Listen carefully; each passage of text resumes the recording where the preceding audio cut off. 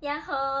ー、皆さんこんにちは、くみです。今回の動画も見に来てくれてありがとうございます。今回は私のポッドキャストエピソード17撮っていきたいと思います。今日の日付は8月の1日です。8月1日の金曜日にこのポッドキャストを撮っています。みんな元気だった？めっちゃ久しぶりです。元気でしたか？はい。ポッドキャストを撮るのはすごく久しぶりになってしまったんですけど、もう8月ですね。超早くない？マジでびっくりしてます。早すぎて。はい。なんか7月になって1年間の折り返しだなって思ってたんだけど、もう1ヶ月経っちゃって、時の流れはあっという間ですね。私は6月の中旬から7月の中旬まで実はアメリカの方に行っていたんですけど、今回の動画ではアメリカに行って感じたことが何点かあったので、それについてねポッドキャストでみんなとシェアできたらいいかなって思ってます。ということで今回はもう早速本題に入っていきたいと思うんですけど、今回ねアメリカに1ヶ月間また行ってたんですけど、ちなみに行ったのは LA とニューヨークに行ってきました。はい、初めてのニューヨークで私の念願が叶ってニューヨークに行くことができたんですけど、ブロードウェイを見に行ったり、なんだっけ、ブルックリンブリッジを見に行ったり、セントラルパークに行ったり、ニューヨークの地下鉄に乗ったりね、本当に夢のようでした。私はアメリカのドラマとか映画を見ることが小さい頃から好きだったんですけど、そのドラマを見る中でさ、やっぱりニューヨークが舞台のドラマってめっちゃ多いじゃん。だからドラマで見たニューヨークだみたいな、黄色いタクシーが走ってるみたいな、そんな感じでめちゃめちゃ私の思い描くザ・アメリカってニューヨークなんですよね。だから建物も高いし、いろんな国の人たちがいるし、ちょっと危ない感じもあるし、すごくザ・アメリカっていう感じで本当に嬉しかったです。ちょっと語彙力ないんですけど、はい。ニューヨークは何日間いたんだろう。ニューヨークに5日間くらいいたんですけど、毎日毎日やることがいっぱいあって、ニューヨークはなんか遊ぶこととか行くところとかがねたくさんあって面白いなって思いました。全然飽きなかったですね、5日間いても。そうけど住むのはちょっと大変そうだなって思った。旅行で遊びに行くのは超いいけど、やることもいっぱいあるしね。だけどそこに住むってなると結構大変そうだなって思いましたね。でも地下鉄が使えるのは LA とかに比べてめちゃめちゃ便利だなって思った。私も自分一人でニューヨークの地下鉄に乗ったりしたんだけど、全然違う反対の方向の電車に乗ってしまってめっちゃ焦りましたね。一人で乗ってて、やばいこれ多分反対側行ってるって気がついた時にはまあもう遅くて、すぐに降りてスタッフの人がいたからさ、その人に頑張って英語で話しかけて、ちょっと怖かったんだけど、この電車に乗りたいんだけどどうしたらいいって英語で聞いて、そしたらね反対側のホームだったの。日本だったら地下鉄のさ駅の中で駅のホーム内で階段があって、その階段を使って反対側のホームに行くことができるんだけど、ニューヨークの地下鉄そうじゃなくて、一回外に出てその道を渡って違う入り口からまた駅に入らないといけなかったの。だからまたお金払って反対側のホームに行って、そこでもさまた間違えたくないじゃん。だからそこでもその待ってた2人組のさ女性の方がいたから、その人たちに話しかけて頑張って、この電車に乗りたいんだけど本当にここで合ってるみたいな感じで聞いたら、ちょっとなんかみたいななんで私に話しかけてきたのみたいな感じの反応されちゃって、やばいどうしようって思ったんですけど、結局ねその女性の方たちも親切に教えてくれて、これで合ってるよって、次来る電車に乗ったら大丈夫だよって教えてくれて、電車降りる時にはバイバイって言ってありがとねみたいな感じで、結局は仲良くなれて終わったのでよかったんですけどね。そんな感じでドキドキの地下鉄体験もあり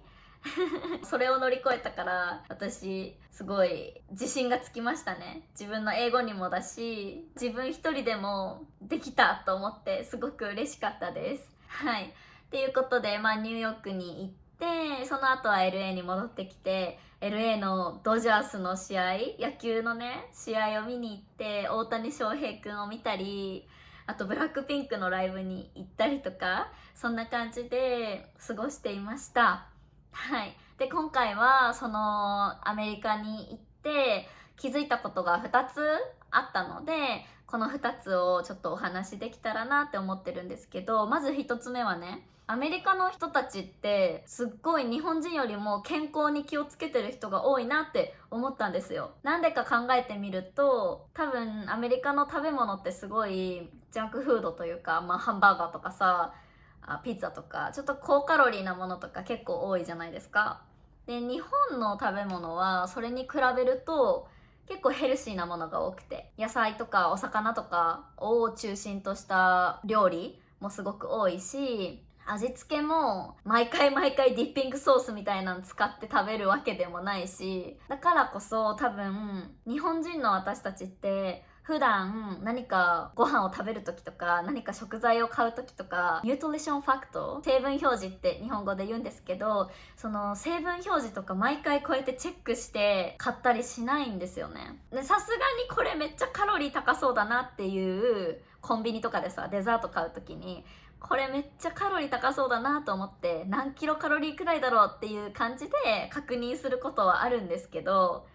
とか何か2つのパンで迷った時にちょっとカロリー見比べてみてカロリーが低い方にしようかなとか、そんな感じで多分確認することはあると思うんですけど、普段毎回毎回私もこうやってね、何回も何回も成分表示を確認するわけではないんですよね。そうだけどアメリカに行って思ったのが、みんなすっごいちゃんと確認してて、じゃないとやっぱり体に悪い食べ物がいっぱいあるからアメリカにはって言って、みんなねすっごい毎回毎回見て、ちゃんとタンパク質とか炭水化物とか脂質取りすぎてないかとかちゃんと確認してました。で、それに私は結構びっくりしました。なんかジムに行ってる人とかはわかるんですよ。ジムに行ってる人はせっかく筋トレめっちゃ頑張ってるのに炭水化物ばっかり食べたり脂質ばっかり取ったりでタンパク質全然食べませんってなったら、頑張って筋トレしてる意味なくなっちゃうじゃん。だからそういう人がこうやってね成分表示を確認するのはめっちゃわかるんだけど、多分それは日本でも同じなんだけど、みんな確認してんの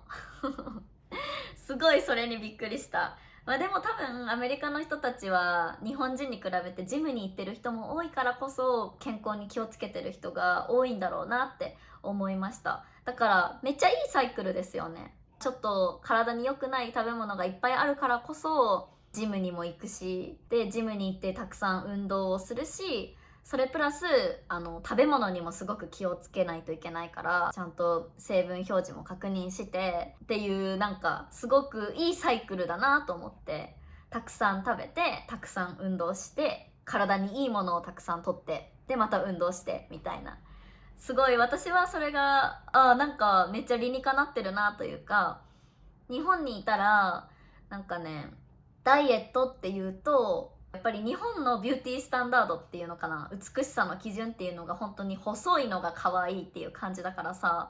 ダイエットしようってなった時にまずみんなが思い浮かべるのが、じゃあ食べる量減らそうとか、ご飯とかね炭水化物食べる量減らそうって思う人が多いと思うんですけど、そうじゃなくって、たくさんご飯を食べれるために運動をして、でちゃんと体にいいものを取るように心がけてっていうサイクルを私も見習っていきたいなと思って、アメリカから帰ってきてからはね、最近はすっごい食べ物について意識するようになったんですよ。だから今までは全然気にせずに普通に朝ごはん食べて、昼ご飯になんかラーメンとかそばとかうどんとか麺類を食べて、夜は野菜がたくさんの鍋を食べて炭水化物は取らないで終わりみたいな感じだったんだけど、それだと全然タンパク質が取れてないんですよね。だから最近は昼ご飯に例えばラーメンとか食べたから、夜は炭水化物じゃなくてタンパク質を多めのご飯を取ろうとか、一日ですごいバランスを考えながら食事を選ぶようになりました。この前の Vlog で体脂肪率がめっちゃ私が高くて、ちょっとダイエット頑張ろうと思ってますっていうのを話したと思うんですけど、すっごいたくさんの人が心配してくれて、めっちゃコメントくれたんですけど、私もその食べる量を減らそうとかはあんまりしてなくて、むしろタンパク質をすごいたくさん摂るように意識して、それプラス運動をして筋肉をつけようっていう風に意識して頑張るダイエットをしてるので、ちゃんと私食べてるので安心してください。はい、心配してくれた人ありがとうございました。で、これがね、今回アメリカに行って思ったことの一つ目なんです。で、二つ目はなんて言ったらいいかな、英語では set the boundary って言うと思うんですけど、境界線を立てるみたいな感じ、境界線を作るみたいな感じ、日本語で言うと。でも境界線を作るってあんまり日本語では言わなくて、この set the boundary っていうのが日本語にあんまりない表現なので、なんていうのが一番いいのかなって思うんですけど、私がすごく感じたのは自分の心の声をちゃんと聞いてあげて、その気持ちを尊重することが私の心の安定にね、すごく大切なんだなっていうことを気がつきました。はい、どういうことかというと、なんかね、20人ぐらいのメンバーで一つの Airbnb に泊まったんですけど、私は結構日本にいる時も、特に海外にいる時はそうなんですけど、すごい周りの人がどう思うんだろうっていうのをめっちゃ気にしちゃうんですよね。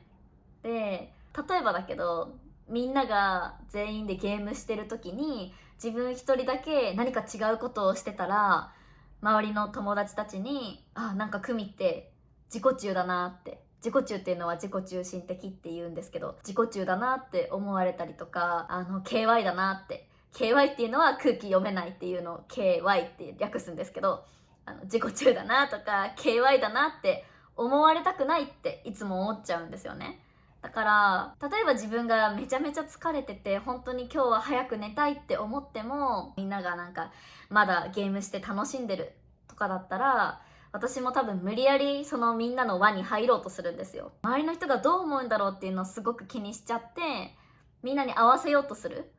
そうっていうのが多分今までの私だったんですけど、それだとやっぱり自分の心がすごい疲れちゃうし、自分の心がやっぱり休みたい時になんか無理してまでそこの輪の中に入る必要はないんだなっていうのをすごい感じたんですよ。で、なんで感じたかっていうと、アメリカの人たちのみんなの様子を見てると、みんな本当に前にも話したことがあると思うけど、みんな本当になんか自分のやりたいことをやってるんですよね。周りにどう思われるかとか、そういうことを気にして自分の行動を決めてる人は全然いなくて、なんか自分が休憩したかったら自分はちょっと部屋に戻って休憩してるし、自分がネットフリックス見たいんだったらちょっとみんなと離れたところに行ってネットフリックス見てる人もいるし、自分がゲームしたいんだったらゲームしてる人もいるし、そうで、なんかその光景を見てすごい私は驚いたんですよね。それぞれの心の声をみんなちゃんと大切にして、自分のやりたいことを選んでる、自分の行動を選んでる、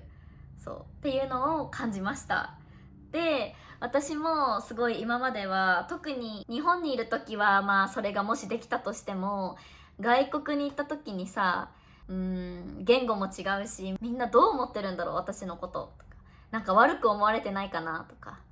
なんか面白くない人間だなって思われてないかなとか、そういうのをめっちゃ気にしちゃいがちだったんですけど、